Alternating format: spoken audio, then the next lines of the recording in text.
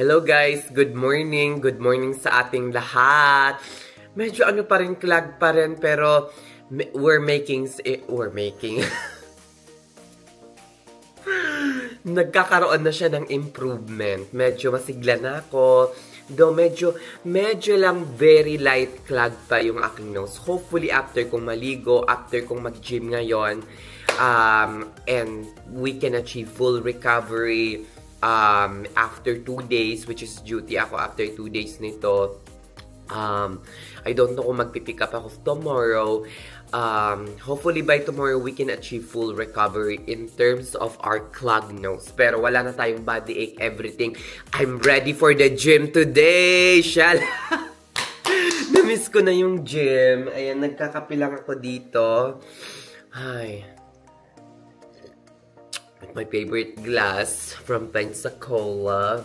Ang breakfast ko right now, kasi tutuloy ako ng gym right after this.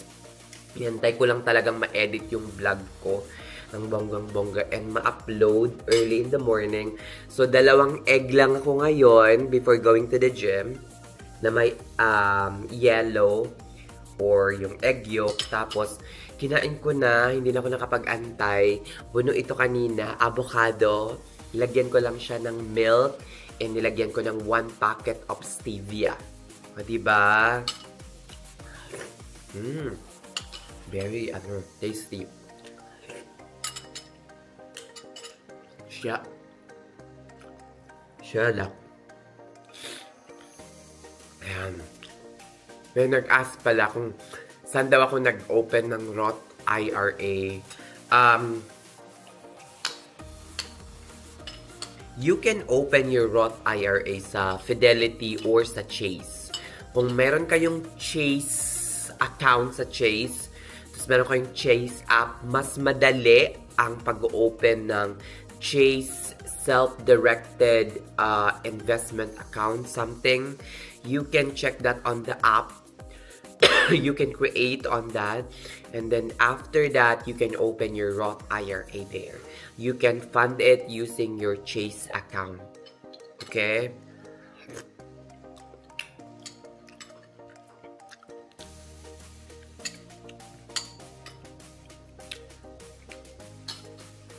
Pero every year merong limit. I think for this year, it is 7,500. Sabi ko nga sa inyo, pwede nyo siyang utal-utalin hanggang sa ma-reach nyo yung maximum, or pwede ring mag-full payment kayo at the end of the year. Roth IRA Max 2025. It is $7,000. That's the maximum that you can contribute on your Roth IRA for the year 2025. Ayan guys! 12:30 na, or ano nga ba, magwa 1 o'clock na. Kita ko sa inyo yung itsura ko. Nakakaloka. Hindi na sana ako maliligo muna bago mag-gym. Kasi nga maliligo din naman ako afterwards. So parang hindi ko kayang pumunta ng gym nang walang ligo-ligo. Kaya muna tayo, lumigo muna ako. So ang ganda ng panahon guys, tingnan nyo. Oh, summer na talaga. Papasok na kami sa spring ngayon. Oh my God. This is the most exciting part or season dito sa Ohio. Diba? Nakakaloka. Well-rested tayo, shalak. Nakakaloka na, syempre nag-sunscreen ako ng bonggang-bongga para hindi naman tayo ayan, shalak, pak.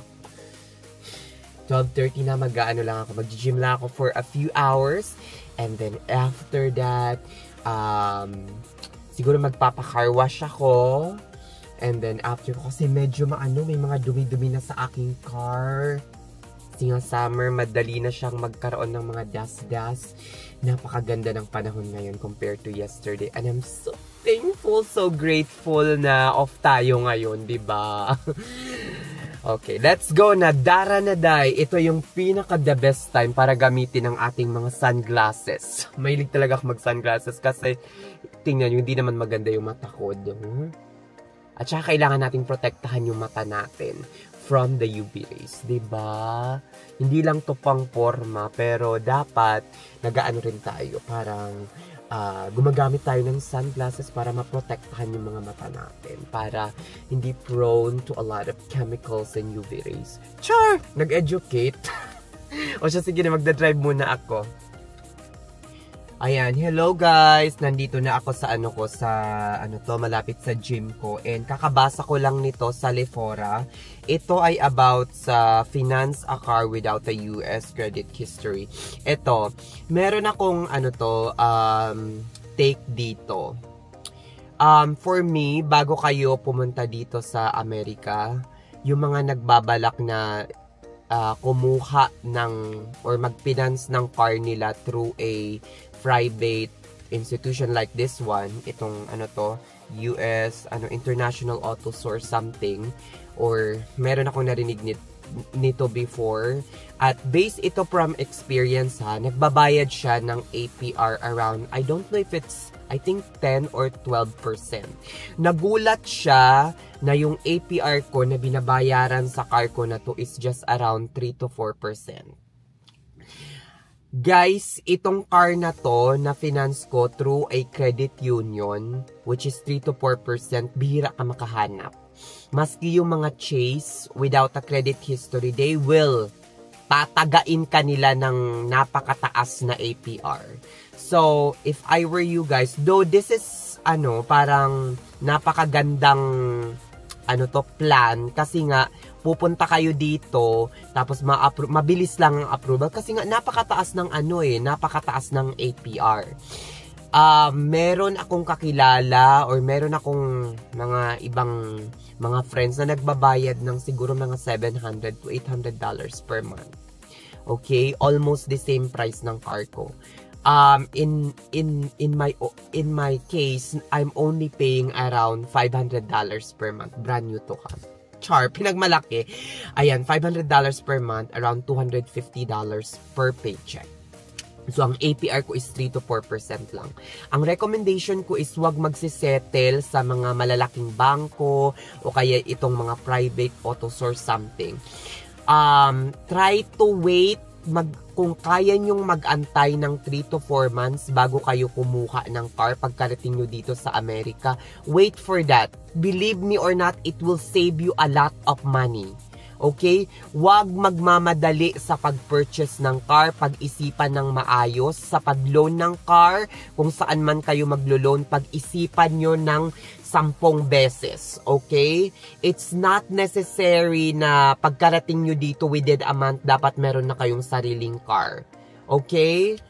Ayan, i-weigh nyo ang pros and cons, kung hindi pagsisisihan nyo yan at the end. Pagsisisihan nyo after a year or after 2 years na pinipinance nyo yung car na yun at hindi na kayo maka-get out from that payment terms, which is 10 to 12% of APR. O, diba?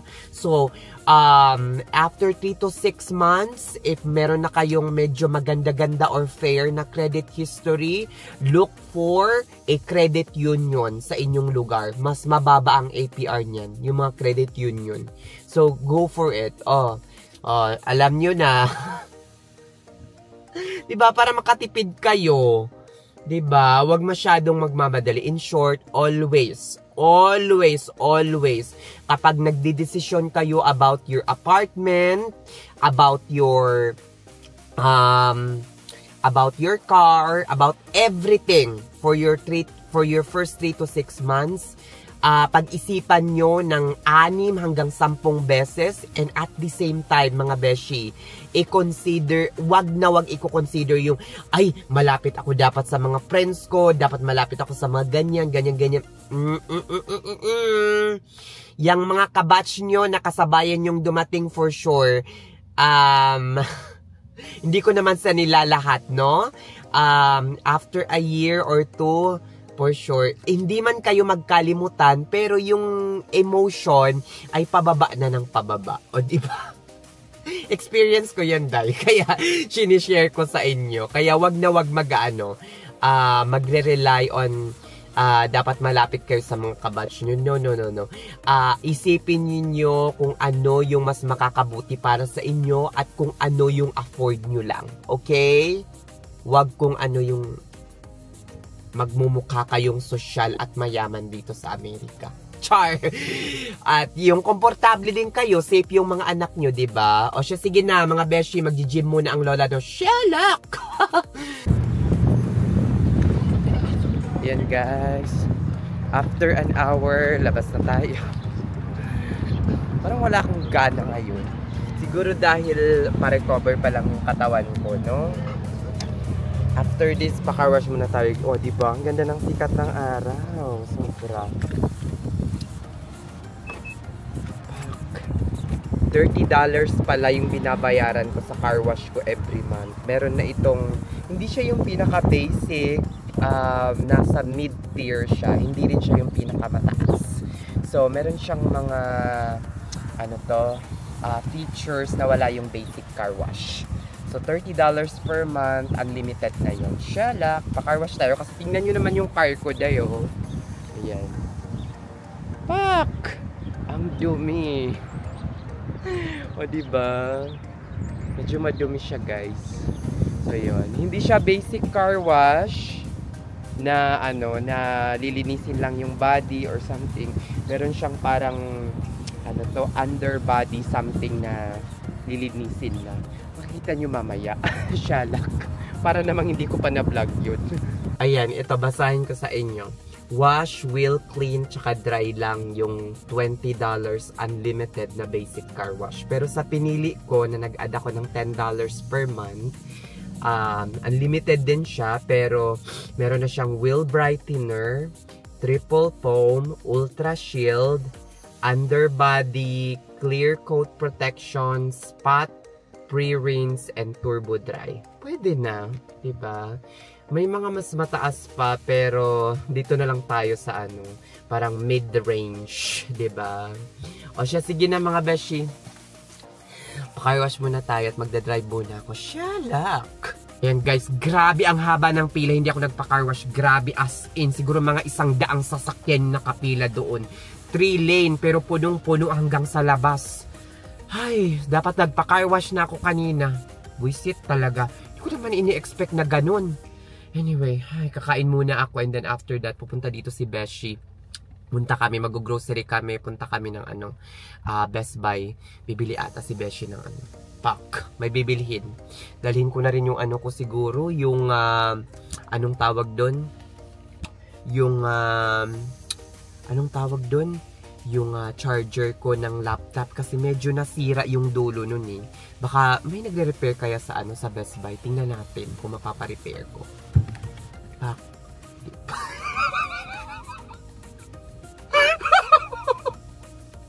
Hindi pa pala nakapark yung kotse ko dahil umatras palikod. Buti na lang Shalak. Shalak pa more. Vlog pa more. Pak. Tangina.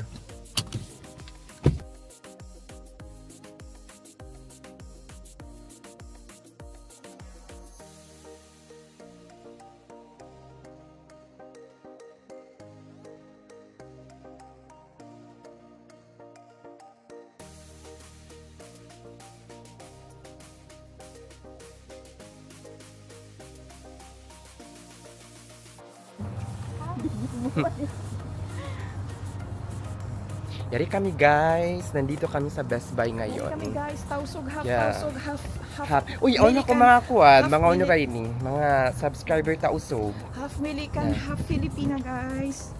Kotan half. Bibili kami ngayon ng camera.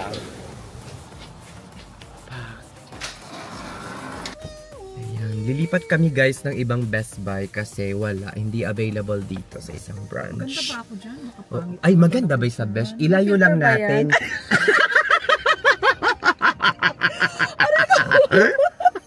Layo mo. Bukong may sab... Filter ba yan? May filter ba yan? May sub-filter Best na tampakinis. Pero okay na rin. Ilayo lang. I-edit mo yan.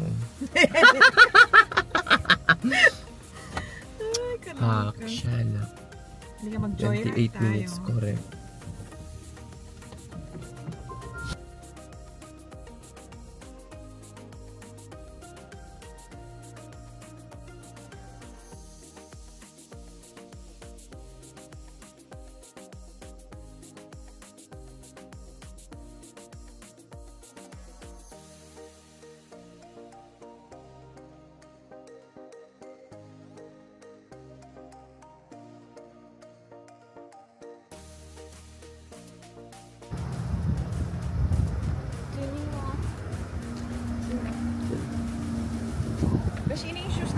buhi siya Correct. na uno.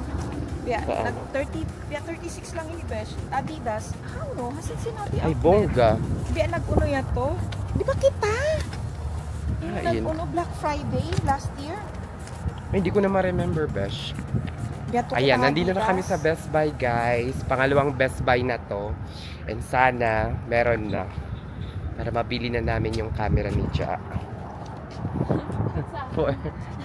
Kami yung iba na nalawa. Iba na, pasal na lawa. Iba na, pasal na. May music na naman doon. Ayan, mga beshi, nakaano na kami. Nakadalawang balik na kami ng Best Buy, day. Ang gulo ng ano. Ang gulo ng Best Buy. Ang gulo ba ng Best Buy or tayo yung magulo? I will just go back to... Shut up. Can you just not hang up for me, please? So we can... Don't hang up. Don't hang up, okay?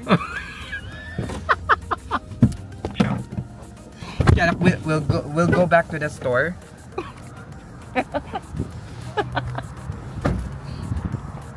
Uy, wag niyo akong iwan. Uy, wag niyo akong iwan.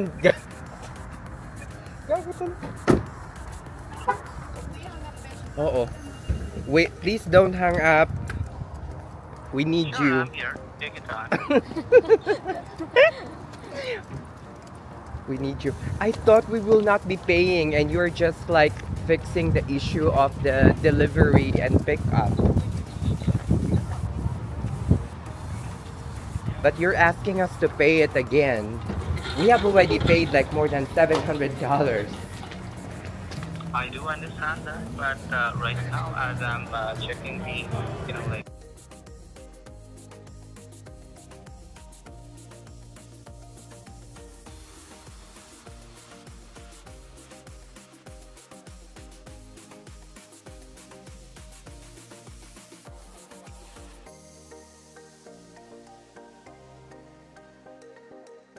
Ayan, hello guys, hello, welcome back. It's already 8:19 ngayon and kakauwi ko lang kasi pumunta kami ng Best Buy.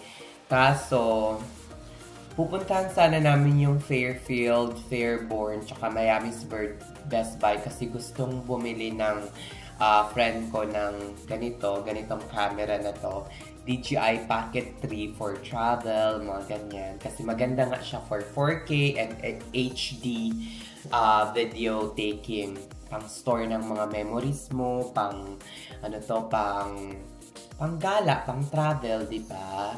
Ganda kasi ngayon na parang nasusstore mo na in videos yung mga memories mo or yung mga travel or gala mo. Kasi to be honest, one of the reason kaya ako nag-start ng vlogging is and buy this camera is because I want to store my memories or yung mga moments ko during travel in videos. At itong camera na to ay may magandang lens. Tapos, very parang very discreet, very handy. So, alam nyo naman ako, parati akong, hindi naman ako yung parang taong sobra-sobra yung self-confidence. So, mahiyain ako, hindi ako masyadong yung parang sobra-sobra. Yung iba nga na yung mga ibang friend ko, nagtataka or nasusurprise kung minsan na nagbablog ako kasi hindi naman talaga ako sobrang yung parang overconfident, especially in crowd. Diba? So, ayun, nag-ano lang ako ngayon. Kumain ako kanina ng pho sa Pho District. Kumain na kami, pero pagka-uwi ko, ito na yung last meal ko, avocado na naman. I love avocado. Siguro naman nakakaapat ako. Yes, avocado has fats, guys. Huwag niyo akong problemahin. Has fats, pero it's a good fat. Ayan. Sa nagtanong pala kung ilang taon na ako, sa nagtanong kung ilang taon na ako, I'm 32 years old right now. I'm not ashamed, maski tumatanda na tayo.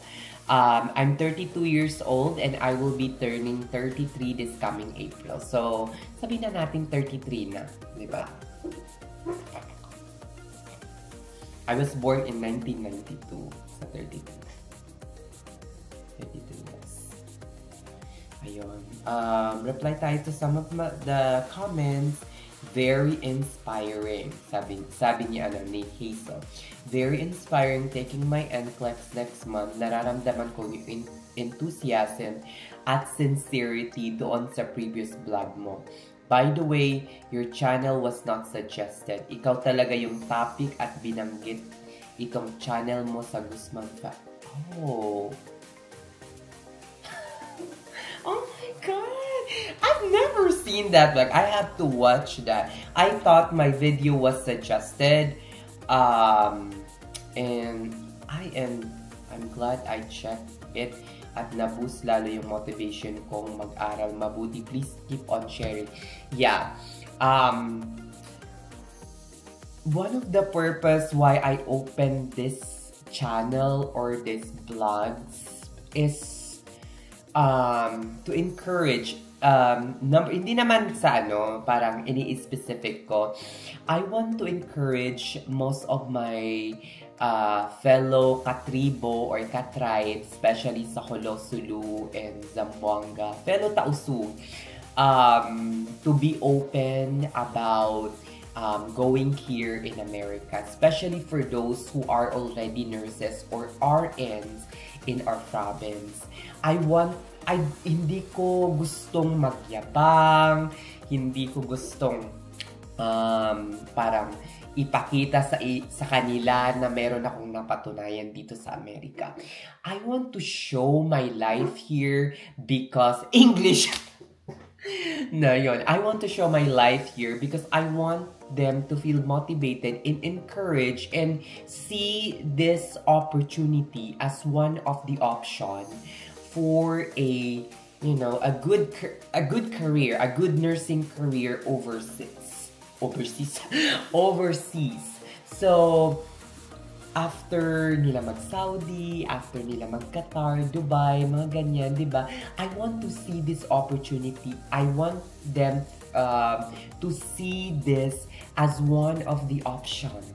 Diba? Wonderful option for them, to come and live here in America. Na hindi naman masama ang mag-Amerika. Okay naman, nakakaipon naman, hindi lang puro bills, diba? Hindi lang puro, bills yung inaasikaso natin dito, nakakaipon din naman. At meron din namang work-life balance. So, yun yung one of my... Of course, for every Filipino nurses naman Pero yun lang talaga. Kasi marami namang mga Tagalog o kaya mga ibang kalahi or katrib, whatever. Pero, onti pa lang yung mga katribo ko na nag-iisip na possible na makapunta pala dito sa Amerika and live a good life here in the United States of America. That's why I am so happy that some are, liking my videos, getting inspiration and motivation from the videos na ina-upload ko. Diba? Kain tayo ng avocado, guys. I really need to check that.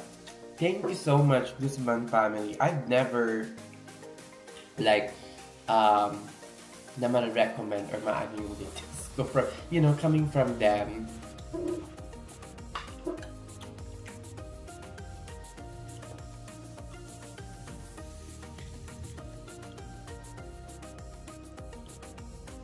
In demand kung but kung iba yun, I don't think mag-exaggerate.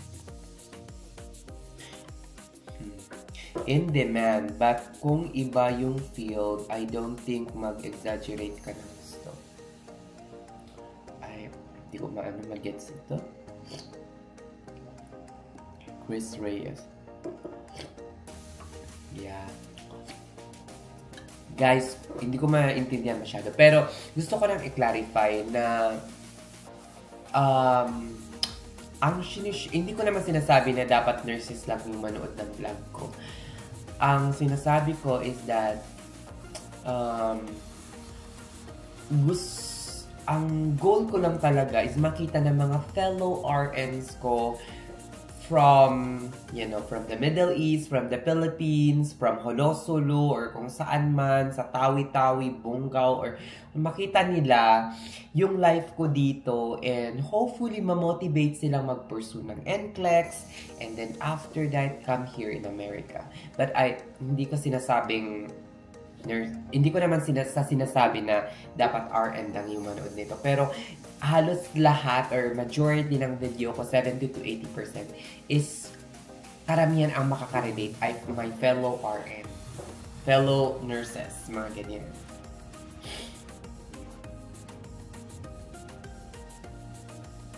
Nasabi mo yan dahil nurse ka.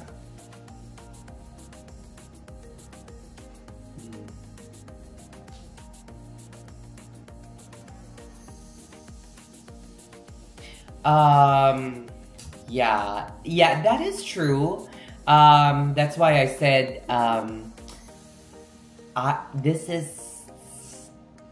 that's why the name of my channel is Nurse Can. Nurse Can, which is life in America. So, talagang, nurse. Yeah. Sinasabi ko lang naman eh. Oh, okay, wag na nating anuhin. Diretsahan na. Alam mo, napakatabil talaga ng dila ko ka. Maski diretsahan na. Yes. Yes po. Nasasabi ko pong worth it mag-Amerika kasi nurse ako. Okay? Kasi RN ako dito. So, hindi ko naman sinasabi na pag pumunta ka dito bilang isang isang kargador or kung ano man is magiging worth it or napakadali ng magiging buhay mo dito.